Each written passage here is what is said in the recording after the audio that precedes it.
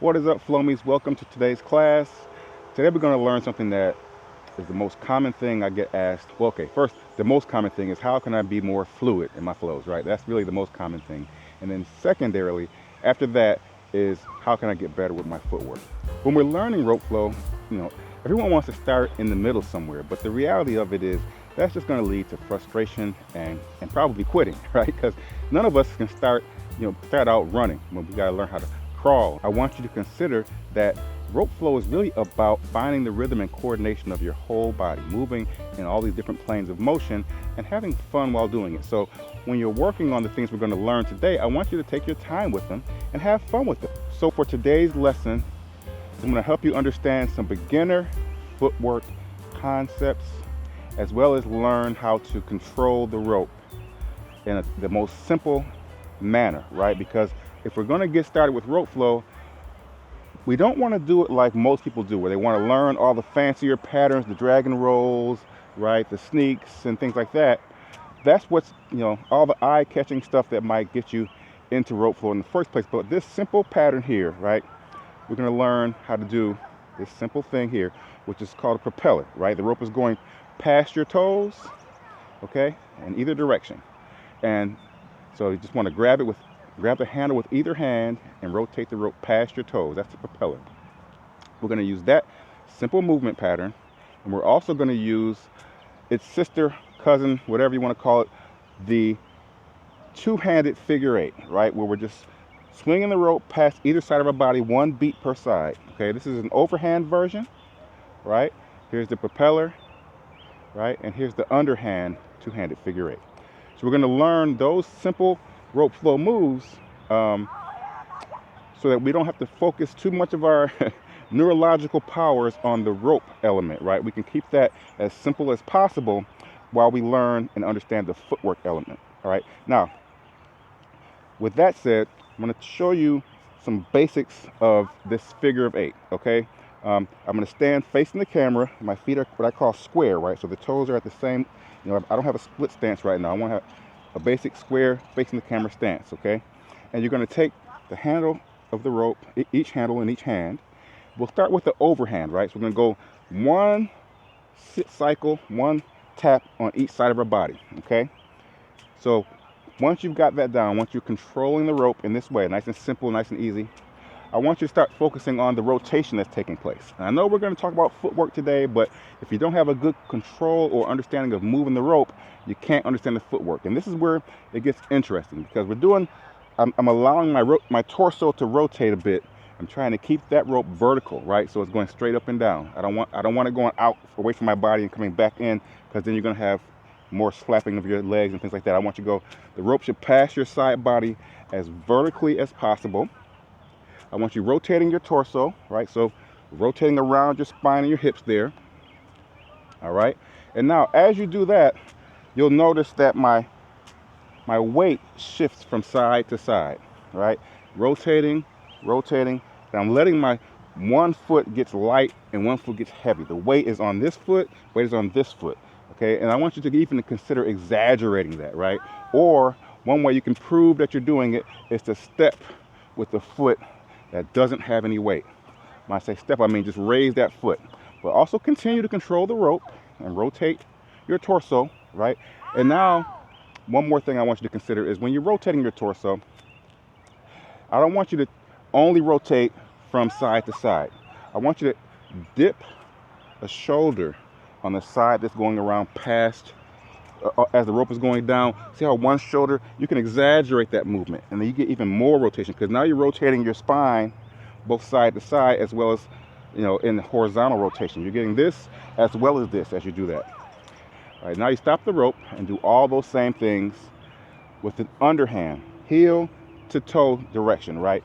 With that said, we're going to get into a little bit of the contralateral footwork. Now, contralateral is a big sort of fancy word, but all it really means is that as you're coming forward with, like, say, your upper body, your shoulder. I like to think of shoulders and knees. If my right shoulder is coming forward, then my left knee is coming forward. It's like how we walk, right? So when I get ready to walk, my next step is going to change position, okay? So if I go backwards, the same thing happens, right?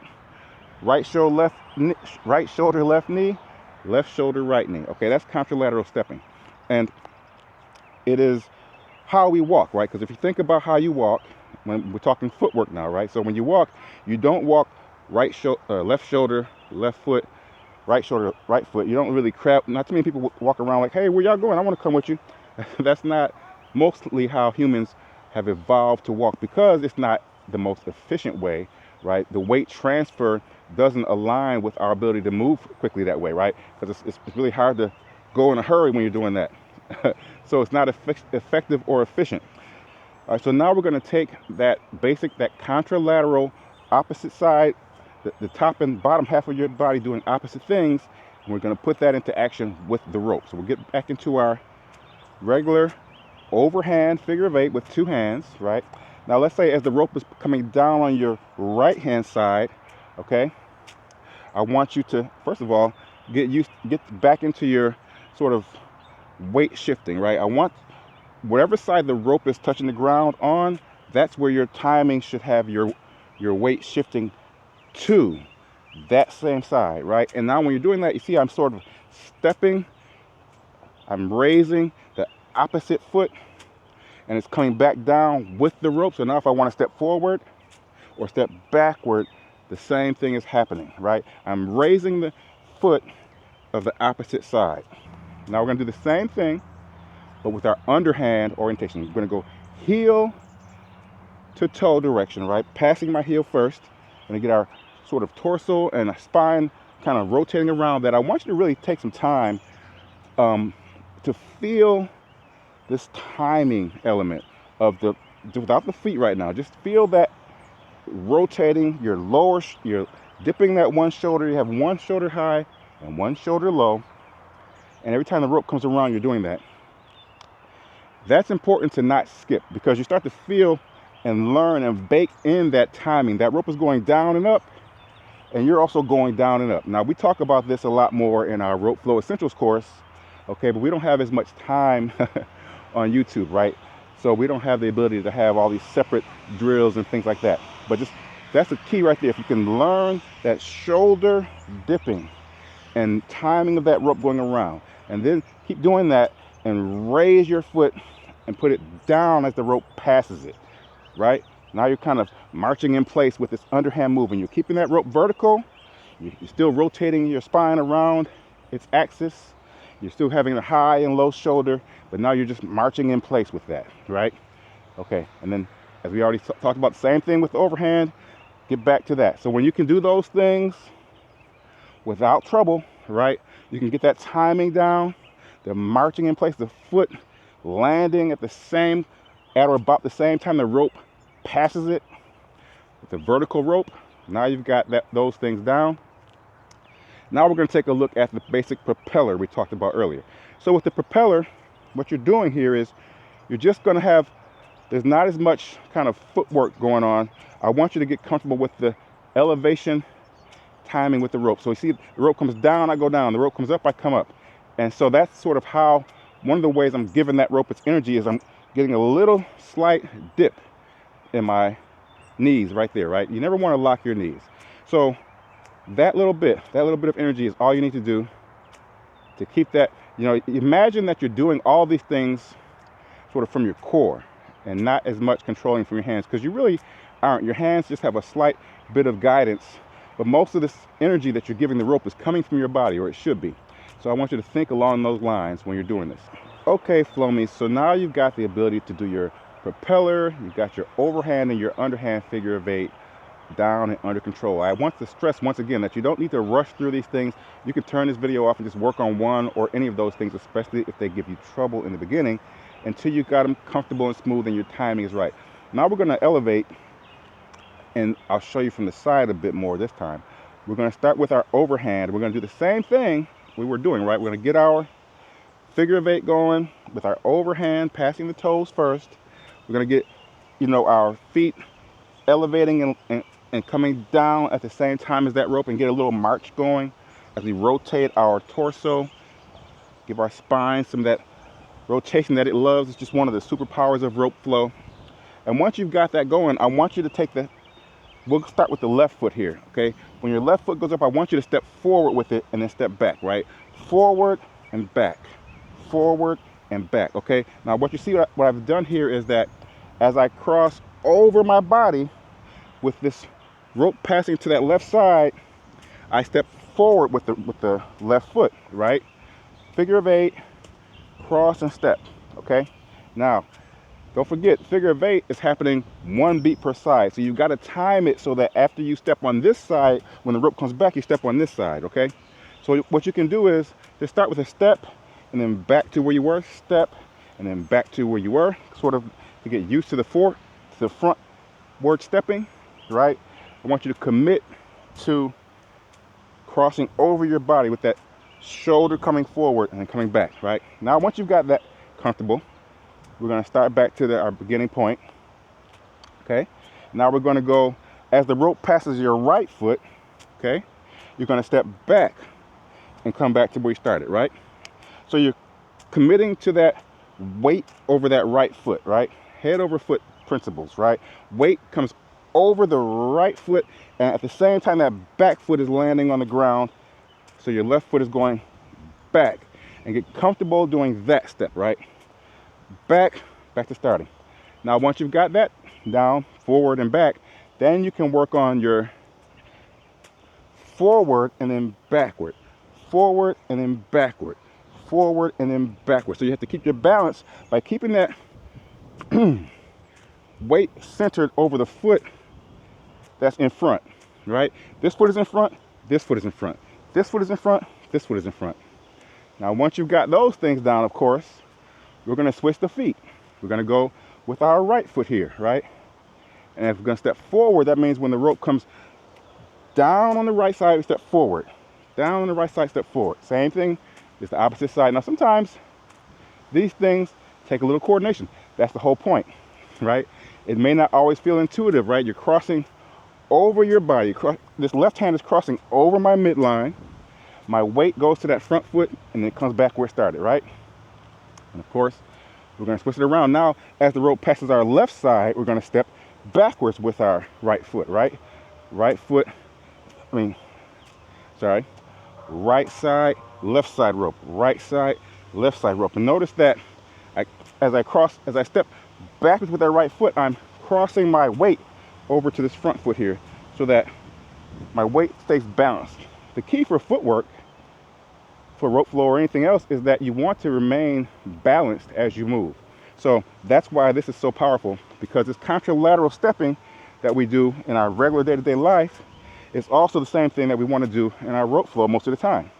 Now you want to turn and do the underhand side, right? Heel, passing the heel to the toe, underhand. Get your figure of 8 going, get your marching going. And it's the same idea, right? The rope comes down on the side that the foot is coming down on, right? Same idea.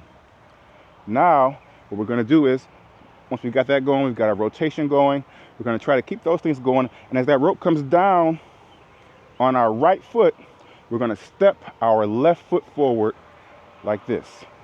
1, 2, 1, 2, 1, 2, 1, 2. As we step back with our left foot, we want to bring our left shoulder forward. Remember, so left shoulder needs to come forward, weight over this front foot, right? So it's boom, boom, boom, boom, boom, boom, boom, boom. So you get comfortable just doing that right there.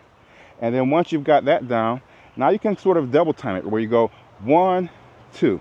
Same thing before, right? We're going to just keep the timing so that we can put our shoulder down here, shoulder down there, shoulder down here, shoulder down there, right? And we're going to try to keep that rope vertical, rotate our spine, and step with the rope, okay?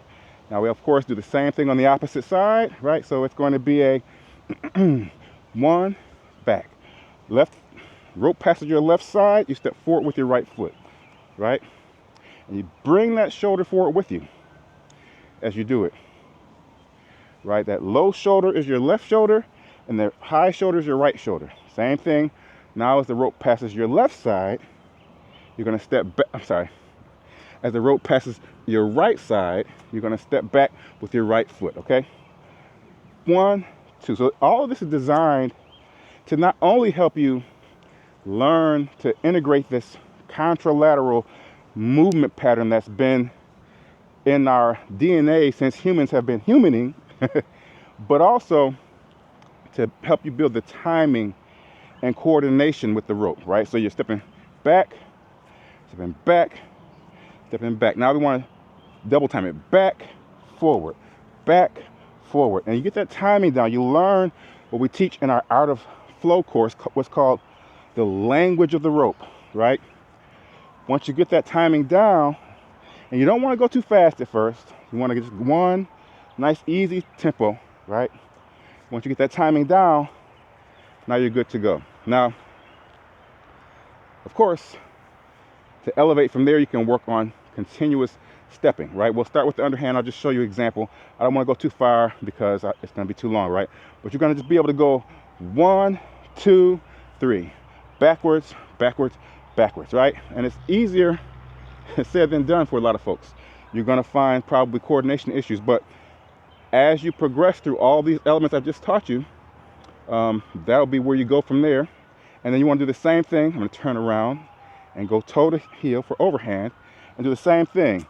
1, 2, 3, 1, 2, 3, and get comfortable with stepping both forward and backwards in contralateral. Don't forget now, it's very easy when you're not used to it when you start stepping backwards, you lose the contralateral timing. So you got to work on that. That's why we started out with this sort of just step back one step at a time, so you can build that coordination, that rhythm, and that timing with the rope. But once you have all those things together, there's one last element for those of you who are intrepid, who run through this and you want to have one more thing. I'm going to give you a little extra bonus. It's what we call the box drill. If I only had a box handy, I think I got an idea. Hold on. All right, guys, so I want you to do your best, if you can, to just imagine that you're standing inside of a large box, okay, with your toes are facing one side of the box, okay? I may be difficult, but imagine that that's what's happening. And see if you can envision a box on the ground that you're standing in. Now, like I said, one of the most common things people ask me is, how do I get more smooth in my flow, right? And I mentioned it's not one size fits all. There's not one solution or one answer to that particular question, but one of the best answers to that question is getting better in your transitions and your ability to move, right? Now, really, rope flow is just footwork masquerading as arm work, right? People are always looking at the rope in your hands, but really the footwork is what underpins it. And when it comes to transitions, you know, people think often when they talk about transitions is how I transition from one move to another, from a sneak, right, to a dragon roll or whatever. But the thing that they don't think about is the transitions that happen from the ground up, right? Your ability to transition from, say, underhand, right, to what I call transverse playing, toe to toe or heel to heel, to overhand. That's really where transitions shine and where you want to have fluidity and ability. So what we're going to learn right quick here is the ability to do that with what you've just learned so far, right? You just learned how to do propellers, okay? And then now you can turn 90 degrees and that propeller turns into an underhand move, or if you turn 90 degrees the opposite way from your starting point, that propeller turns into an overhand move, right? And when we talked about footwork a minute ago, we were talking about standing in place or maybe stepping forward and stepping backwards. But now I want you to understand how to take everything we learned in the beginning of this video and go from facing one way to 90 degrees the other way, 90-degree turn to an underhand or overhand move. If you started in the propeller, to another 90-degree turn to a propeller, getting your sort of rhythm and that up and down timing there. 90-degree turns again to overhand, getting your rotation, getting your weight shifting again, and back to where you started. And then once you have that, where you can do that smoothly, just reverse the direction, go back the opposite way, overhand, propeller again, underhand, propeller again. Now, once you can get those turns and get that rope to transition without stopping, right? I can just turn here, I can just keep doing it. Once you have the ability to smoothly go 90 degrees in each direction, or turning in each direction, it doesn't really matter so much. I should say it doesn't matter. It does matter, but the movements become smoother to transition from too as well. So like I mentioned, so you can do sneaks on this side, it's an underhand sneak, but now I'm doing not a propeller, but it's a dragon roll, which is a transverse move to an overhand sneak. Okay, so all the moves of rope flow fit into one of those things: underhand, overhand, or transverse plane, where they're passing toe to toe or heel to heel even, right? So being able to transition between those things starts with your feet and understanding that stuff. And once you get into that, you're able to go from here to here, right? And you can transition with forward stepping, backward stepping, right? You can even learn some side stepping, right? And you can go around all you want. Your footwork will keep you balanced. Your weight will be over your feet, okay? You'll have the ability to control the rope through all these different planes of motion. So that is what will help you to improve your rope flow game. I don't care if you're starting out or if you've been flowing for a while, you just haven't quite gotten to the point where you're flowing in motion, where you're being able to move about. If you've been standing around like you're in a bank line somewhere and you can learn and do all these moves, but your feet are encased in cement, right? Then this is what's going to help you to improve and move on to the next level. You're basically learning the precursor to what we call the language of the rope in our Art of Flow course. And if you're absolute beginners and you're learning in our Rope Flow Essential course, you'll have a lot of this kind of instruction along with follow-along drills to help you work on and improve these elements of your flow game. I hope you find it useful and helpful. If so, let me know in the comments below, and we'll see you in the next video.